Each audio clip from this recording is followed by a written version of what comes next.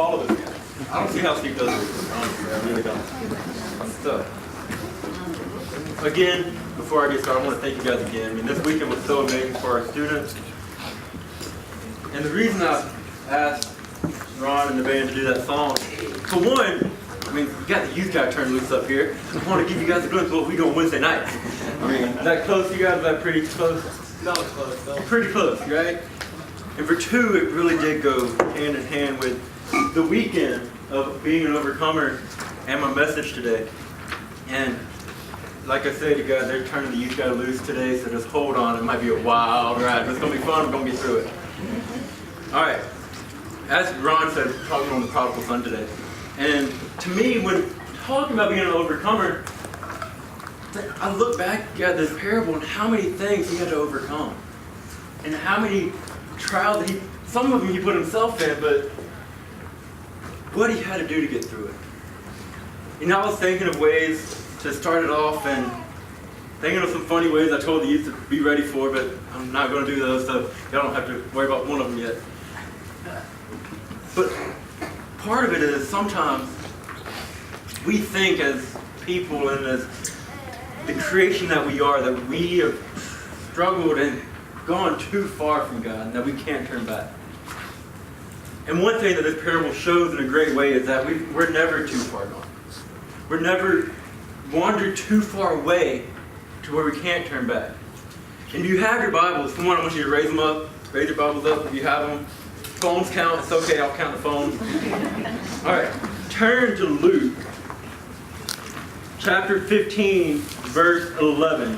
And go ahead, you can yell at me when you find it. It's fine. Just let me know when you have it. Matt, I'm there.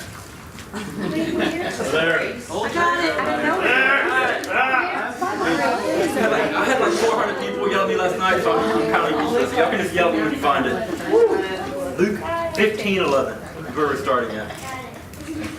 Got it. Cool. All right, I'm going to go ahead and start reading it. And if y'all want to just jump in and cut me off sometime and read some yourself, you can. If not, I'll read the whole thing. It's okay. It starts off like this. It says, Jesus continued, "There was a man who had 2 sons. The young one said to his father, 'Father, give me my share of the estate.' So he divided it between them.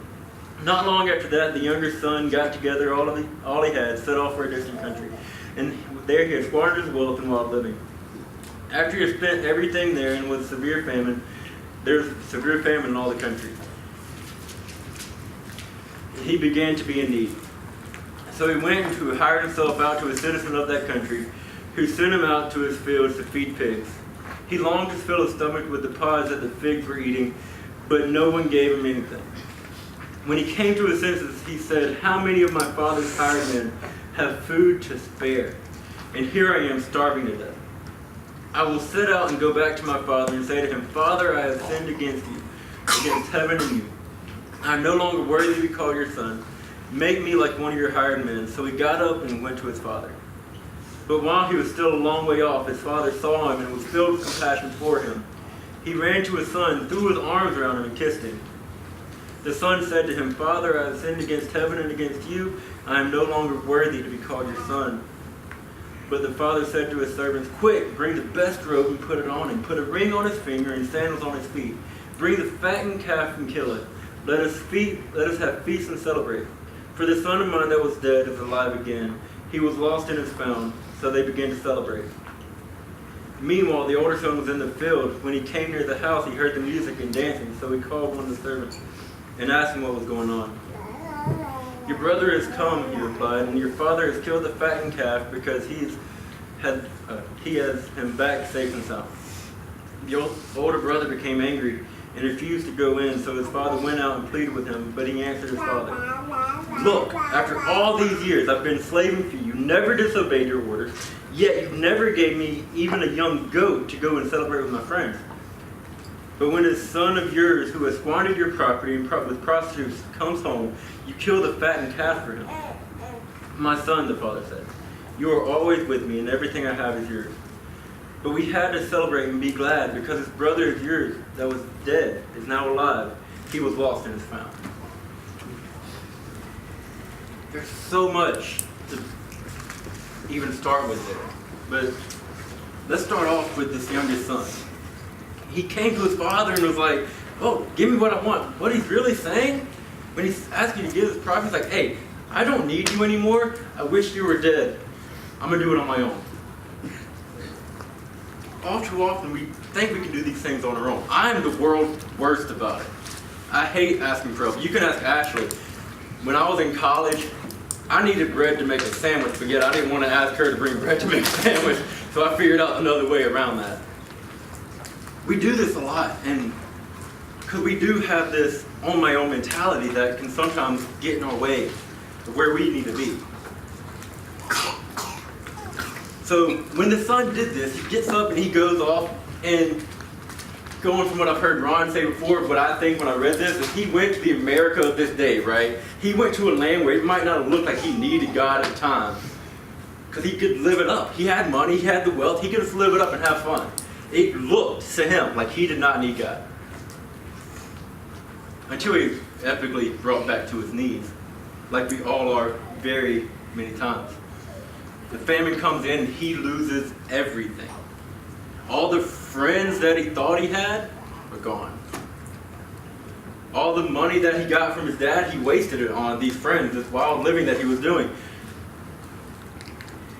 And he ended up just scrapping for anything he could.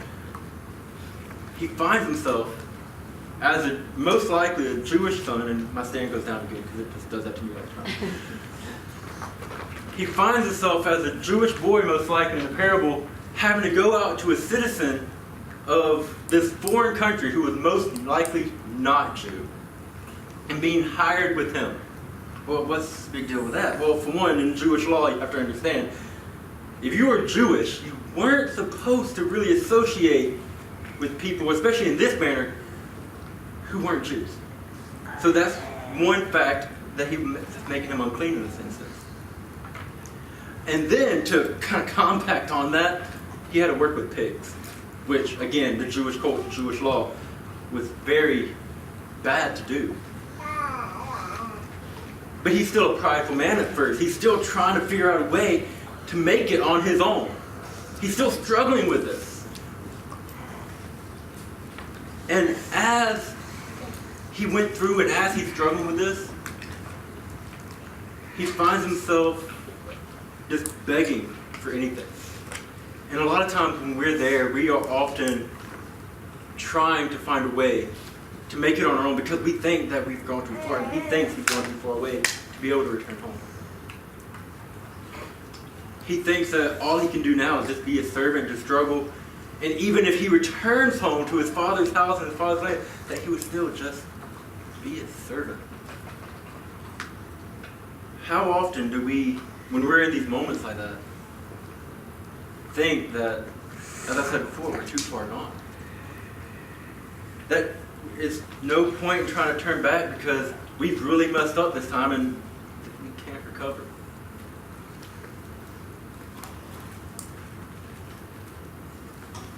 He realizes that even if he is just a servant, he should return to his dad and that'd be better than what he has. So he does this. He goes back to his dad.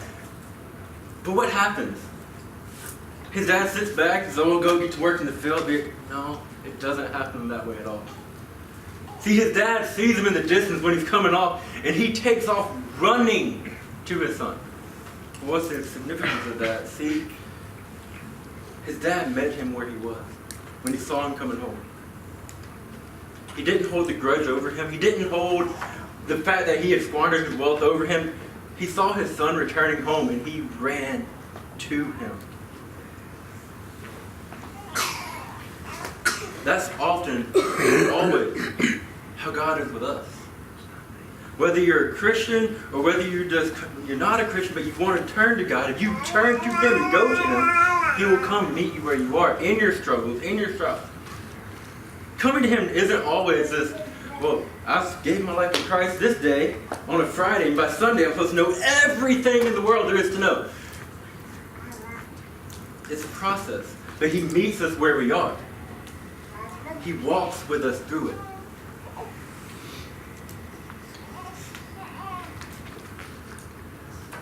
If I can find my notes here, because sometimes those get lost in my notes.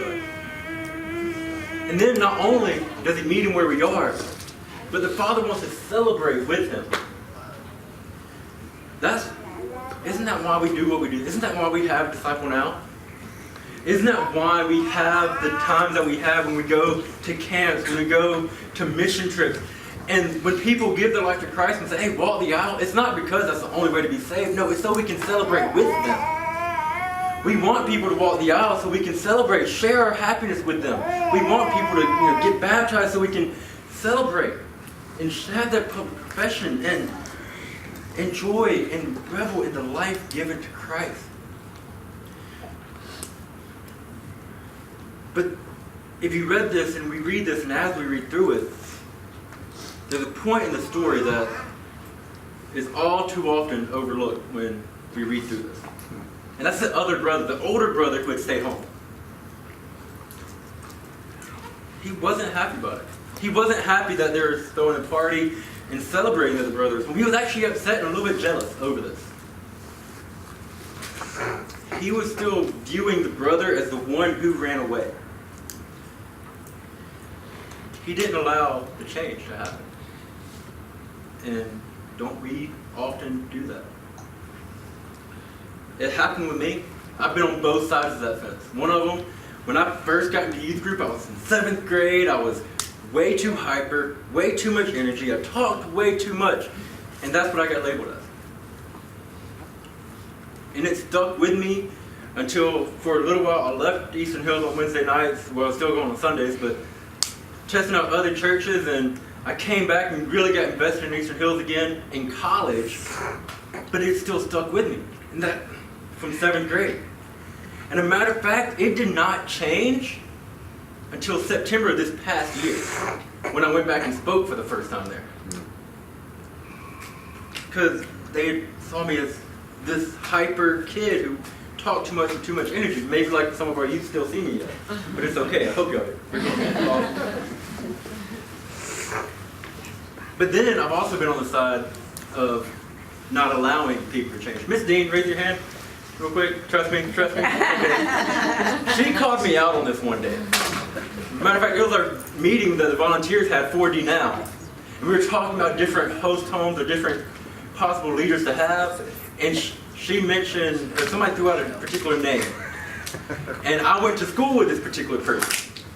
Right? So I remember when I was a senior and this particular person was a freshman, that I remember the attitude and mentality that we had and she had and different stuff like that.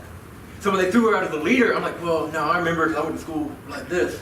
And she was, and before I could finish the thought, Miss Dean goes, well, yeah, but aren't we all like that? Thank you, Mrs. Dean. We don't always allow the change to happen. We stifle something. We don't mean to. We want to encourage it.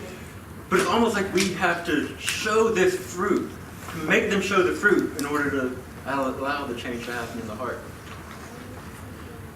We should never do that.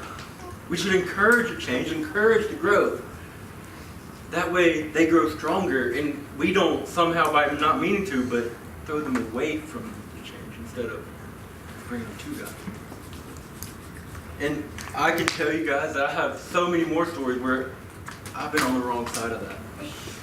One of them, my sophomore year baseball in college, there's a kid who, one week, he was living a very secular life and talking and bragging about it, and I'm like, no, just leave me alone, I don't want to hear about that. The next week, that Monday, he came back after a church event that he had at his church, on fire for God and completely. What do?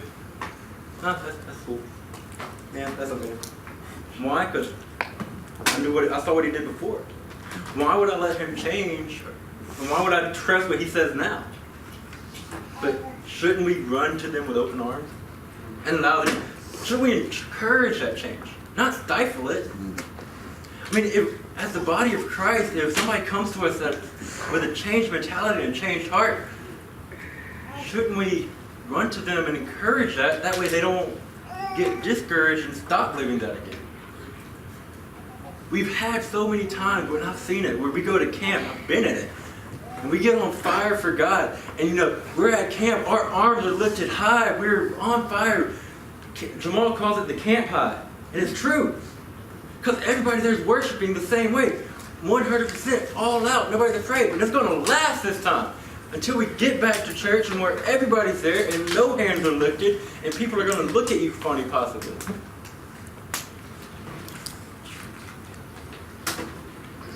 We can't allow that to happen if we want to see the encouragement and growth happen. We can't discourage these things.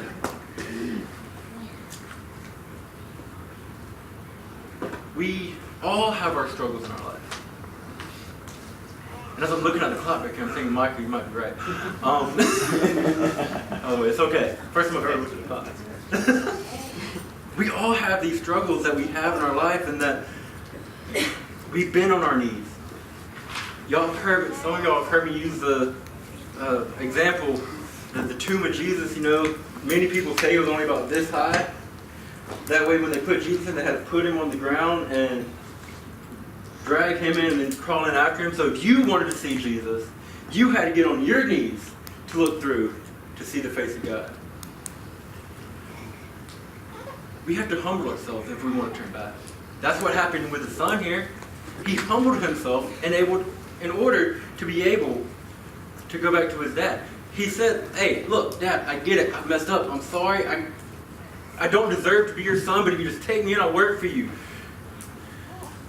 But God never looks at us like that. Look, we have to work as a servant and a slave in terms of where the son was. Yeah, we should always serve. Don't get me wrong. I'm not saying we won't be served, but you always be servants of the Lord. But he always runs for us where we are. But we have to do two things first. One, we have to repent. Like Ron said, he kind of like stole half my message for about 5 minutes old. It's okay though. I love him anyway. We have to repent. We have to admit that we're wrong. And then we have to turn to him. We have to start going back. God, as soon as we do that, he's going to meet you where you are. But he can't meet you where you are if you're still shutting him out. Unless you decide to be like Saul, where he knocks you off the donkey with a blinding light. But we have to be open to him so he can hear us. And like I said, Michael was right. Let's pray before Ron gets back up here. Super short today. Yeah. All right, let's pray. Hey, God, we thank you for letting us come here, God. We thank you for letting us have this weekend. We thank you for letting us be able to work in so many lives. Thank you for all the help that we had, and thank you for the students that we had here. I ask that you let this weekend stick with us, God, and never let it fade. And you see an encouragement for our church and growth. I ask that you be with the band as they come play this last song, and let us have a great week out. In your son's name, amen.